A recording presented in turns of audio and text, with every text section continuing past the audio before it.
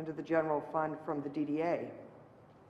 And the DDA did not approve that transfer. Now, they did make some purchases and for City Hall and used some money that way, bought some fire equipment. So we're still using DDA funds to supplement the general fund budget.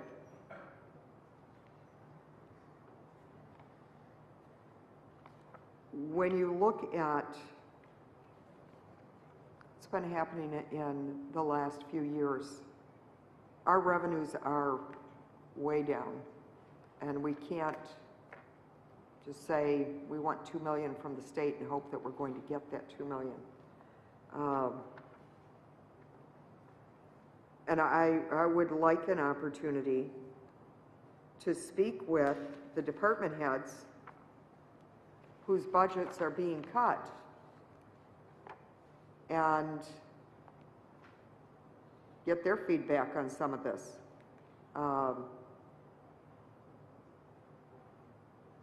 You know, we're not reducing the pay of any appointee employees. We had discussed at one time 10% reduction in their pay, and the response to that was when the union people take a 10% reduction, then administration will take a 10% reduction. I don't think that's going to happen. We do have a great number of police officers and firefighters who have retired in recent months. In fact, I think through the end of June, maybe it's into July, 23 police officers will have retired this year.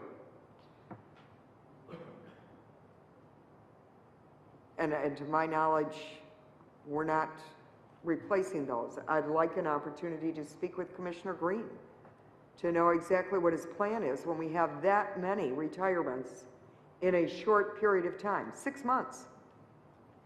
Are we planning to replace those officers, or is that another gap in the budget that's just going to be vacant positions and there's funding there that could go somewhere else? Or, since it's not a line item budget, could be used anywhere else?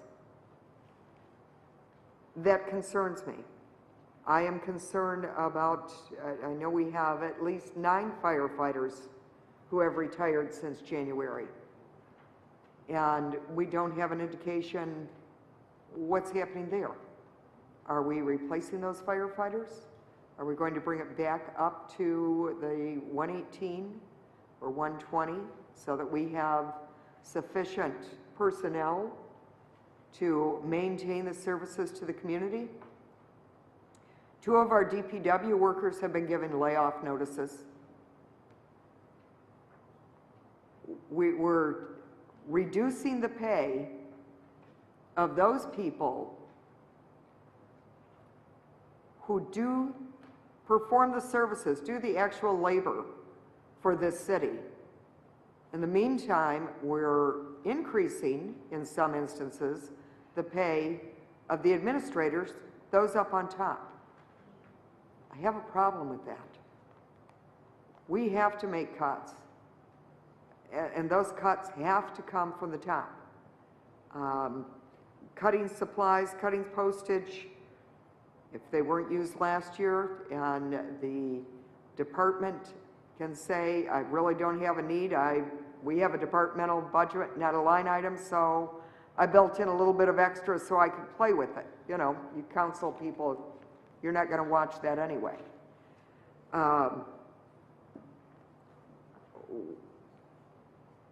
It looks like there's some pretty significant cuts to the 37th District Court in the form of temp employees. I don't know what those temporary employees do. I don't know how critical that is to the court.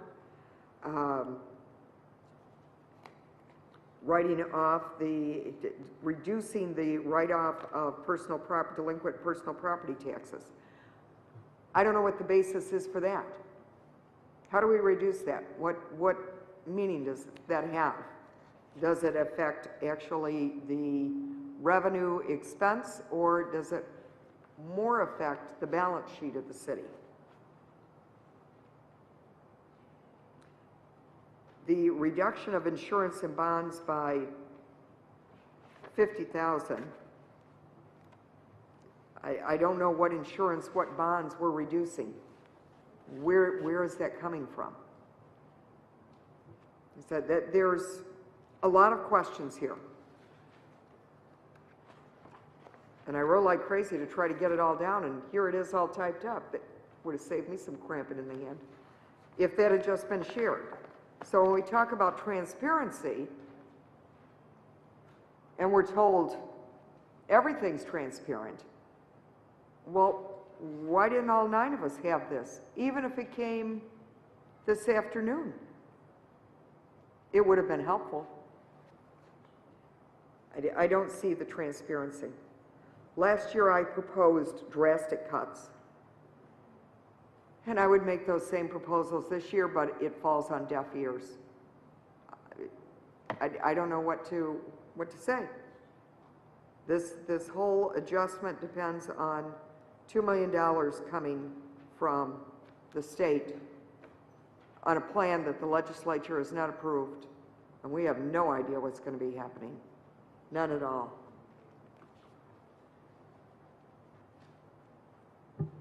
I don't think we should be given raises at all.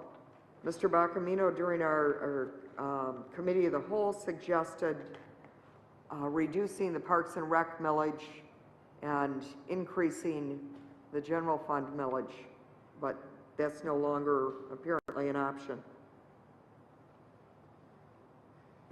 I don't even know what to say. This is obviously well planned out by someone. I don't know, again, did we talk to department heads? Do we know how that's going to affect each and every department?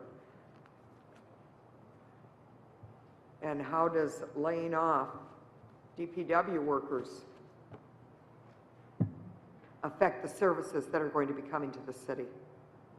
I have a great deal of concern there. I would like to talk to department heads. So I wonder if we might table this. Have the committee of the whole with department heads present so that we can ask our questions and get this resolved. Is that a motion to table, Ms. Vogt? It was. I think that's a great motion, and I think we need more time to review Mr. Bacamino, Mr. Melzik's proposal. I agree. Support it. Motion to table by Ms. Vogt, support to table by Mr. List. Ms. Vogt? Yes to table. Mr. List? Yes. Mr. Green? No. Ms. Comer? Yes to table. Mr. Bacamino? No. Mr. Warner? No. Mr. Stevens? No to table. Mr. Sadowski? No to table. Camp, yes to table. The tabling motion failed 5-4. Ms. Vogt, are you concluded with your comments? I have concluded my comments. Thank you, Madam Chair. Any other members of council? Madam Chair. Ms. Comer? Thank you, Madam Chair. At our last meeting of the whole that we had, Can someone, excuse me, Ms. Comer, is there a fan near one of these microphones? What is it? I don't think it's that one. I don't even know where these fans came from, but I don't know what that noise is. It's probably cell phone. Thank you. Is that better? Yes, it quit. Thank you. Okay.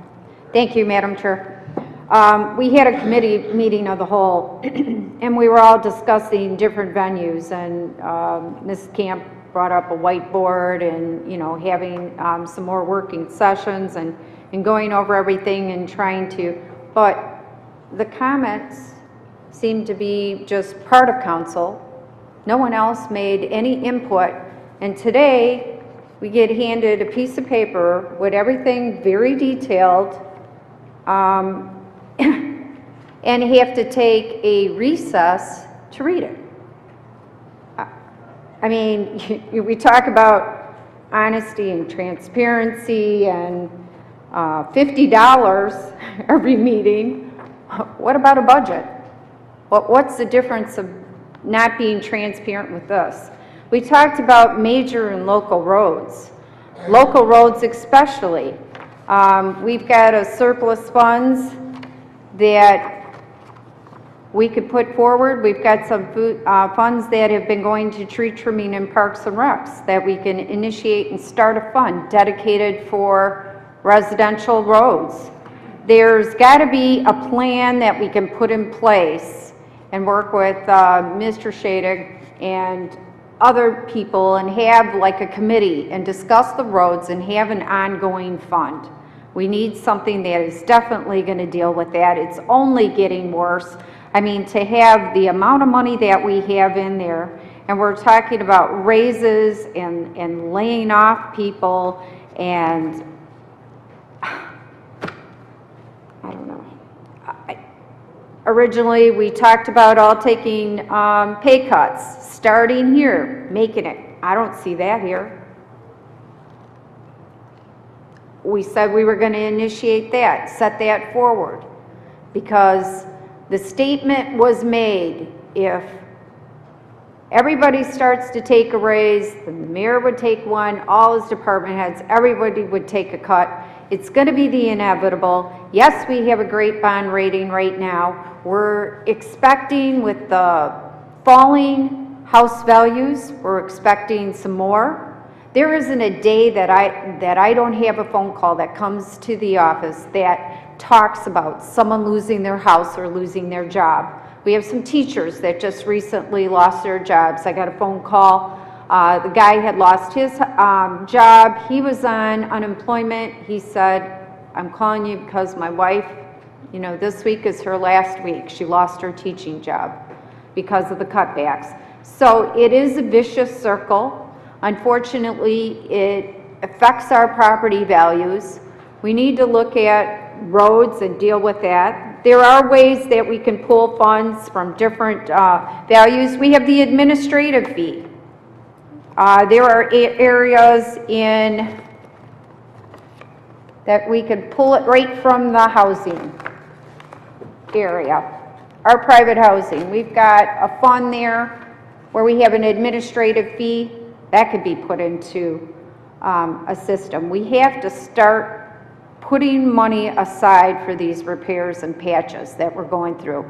If anything, what about the sanitation division? They drive on the roads. It was stated at our committee of the whole that the sanitation department is causing problems with our roads. We need to look at increasing the thickness of our roads. You know, taking something with more longevity. We've got problems with that occurring, so why not take some money and apply it to a fund from there? We've got several areas we can look at with that. I am not willing to give anybody a raise in these times at all, period. No exceptions to the rule. If anything, we should be looking at a cut. Originally, I said we should have sent the whole thing back and say departments, you know, take an additional 10% out of everybody's department and then come back to us with the new proposal. And that's how I feel right now. Thank you, Madam Chair.